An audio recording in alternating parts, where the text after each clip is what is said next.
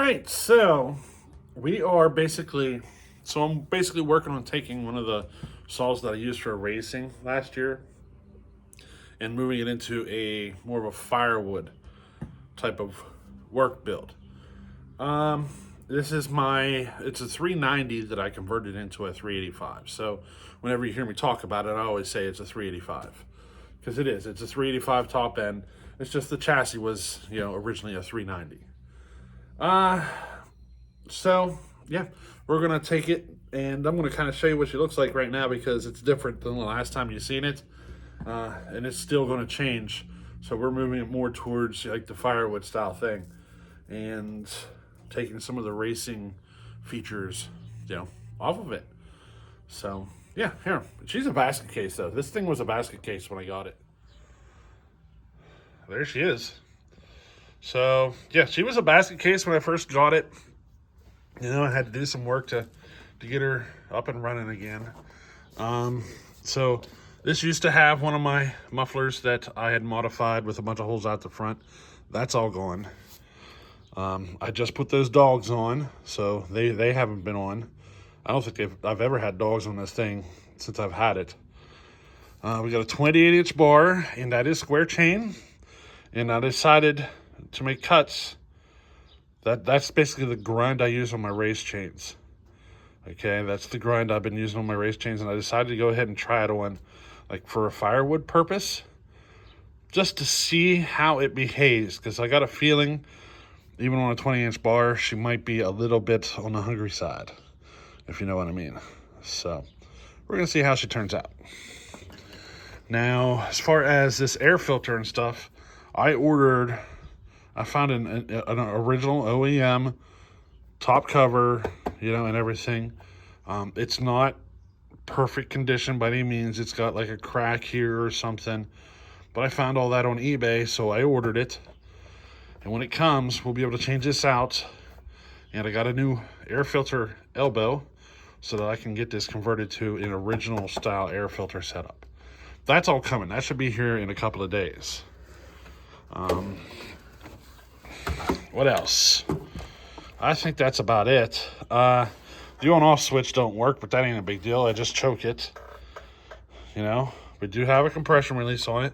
She's a higher compression kind of thing. And this is what she looks like. She's this thing has been used a lot. It was probably some logger's saw, and it got beat up in the process. And this thing is not wanting to slide around on my table. There we go. But yeah, she looks like she used to be a logger saw. Got beat up, And I've been slowly working it, getting her all fixed up. I still gotta fix these bolts for the starter. So right now there's only 2 bolts on the starter. I gotta helicoil them. So this is the only one I believe that's still tapped out for the original size. This one is way bigger. This one, the bolt's busted off up inside. I gotta get it easy out, but it's busted off like a really big bolt. So, I don't know, I gotta figure out something to fix that. Probably gonna have to just drill it, tap it, helicoil, all that stuff. And this one's basically the same thing. So I got 3 on the cover here that are gonna need helicoils eventually. Just with the 2 bolts though, I don't even notice it. So it's not, one of those horrible things, but she works just enough to work. If I have an issue with one of those bolts though, this saw's going to be shut down until I fix it. But that's it. That's how she's set up with 28-inch bar and all that square chain. And we're going to go out and make some cuts, and I'm going to detune it. So have you ever seen a saw detuned? So typically when you're building or you're setting a saw up and you really want to see what she can perform like, you kind of lean it out and try to go for that like lean, super lean, and really high revving and stuff.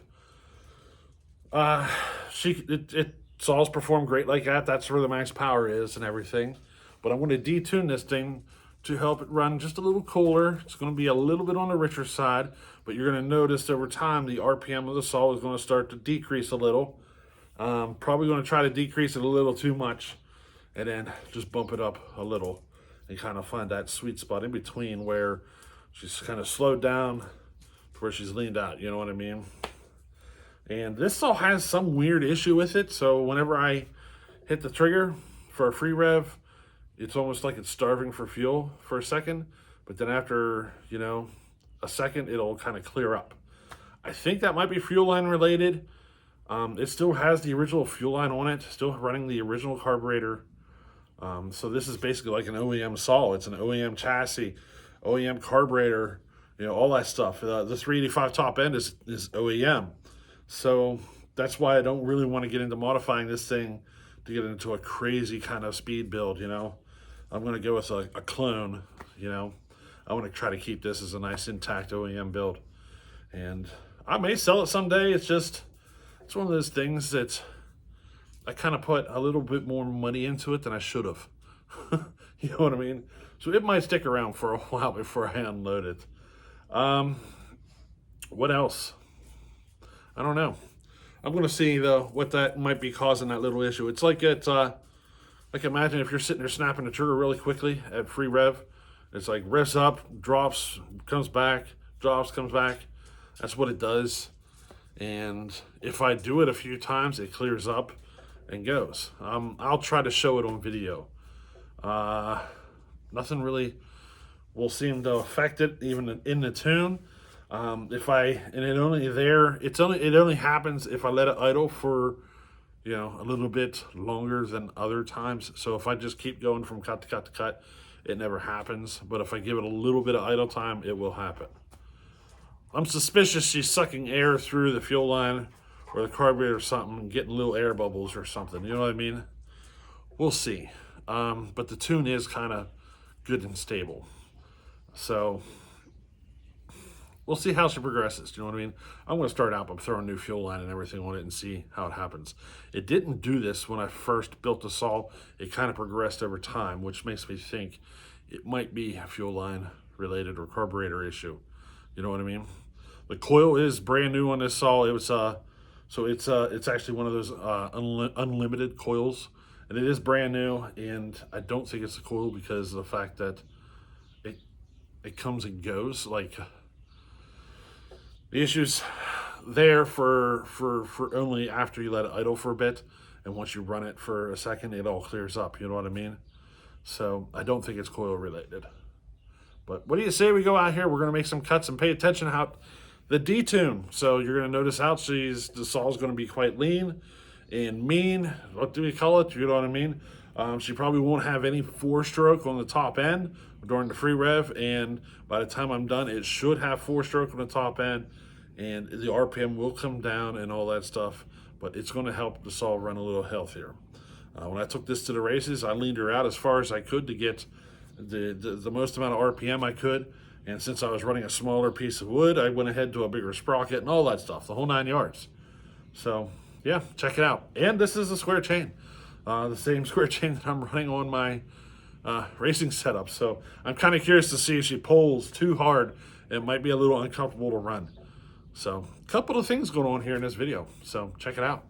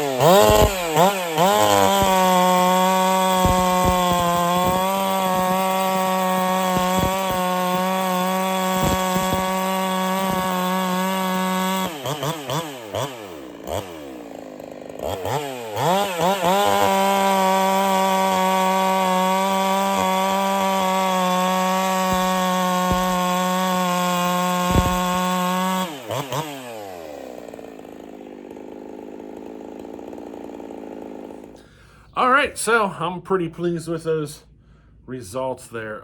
Still has that issue, if you notice, with how she, I don't know, during that free rev or whatever, it just kind of behaves weird. It has like hesitation, you know what I mean? It started out to where it only did it every once in a while, and over time it got a little worse. And I imagine it's just going to keep getting worse over time. So I'm going to start out with fuel line, and probably a fuel filter. I just got some fuel filters in. I just ordered some fuel lines, so yeah, we'll be able to see what's going on there, or at least hopefully we can fix that issue. And by the time that fuel line gets here, I should have the air filter stuff, so I'll be able to put this back to a stock appearing setup. You know what I mean? And be a good Firewood build. The air filter will be converted back to what it was originally. Pretty good saw. The chain was a bit hungry for my likings. It had a little bit more pull than I prefer on like bigger woods and stuff. But as I went and kept cutting, it seemed like the first 3 cuts, maybe 5 cuts, were the hungriest, of course. And it started taming down after that point. And by the time I was towards the end of the video, I was like, you know what? I kind of like this chain the way it is. And I think that fresh sharpening on the chain just makes her feel a little, yeah. But after you get a few cuts on it, she kind of like, it's almost like the wood is sharpening the chain to, you know, a better, I don't know. I don't even know how to explain it. It's like the wood sharpens the chain to a point that it kind of brings it into a sweet spot that I like. You know what I mean? She's throwing chips like mad though. I like it. I'm probably going to leave it like this. The chain's smooth as heck. No issues. And yeah, she's probably not pulling any harder than what one of my round chains are at this point. Maybe a little harder. I think on a 36-inch bar or something like that, it might be a little excessive, but I don't know. I may just run the same grind on all my chains for the square. I may just do that. So we'll see as time goes, you know what I mean? But I'm pretty happy. And there's only one person out there that I've been anxious to have run this saw. I don't know if he has. He may have done it when we were at Sawfest, but he never got to run it in like this kind of a configuration. At Sawfest, he might have made 1 or 2 cookies, but I don't remember if he did or not. And that's one of the owners of this saw. He used to own it, and well, it's Bodie. You know, you guys are familiar with Bodie. He used to own this saw, and he did some trading with another person, and the saw went to that other person. And the saw was a basket case at that point in time. It wasn't running; it was just a basket case. And he traded it off for something. And then that guy traded it to another guy for something. And then I made a deal with that guy to get the saw. And then I built it. So that's kind of the history there. But Bodie is one of the owners like 3 people ago. You know what I mean? I'm sure he remembers this saw. And I'm kind of curious to see what he thinks of it. I think she runs pretty good. We do have a dyno run on it. She's an 8.5 horsepower build. And for firewood work, that is a great saw. 28-inch bar plus, you know, 32. That's a great build for that kind of a setup. You know what I mean? So this is a great saw.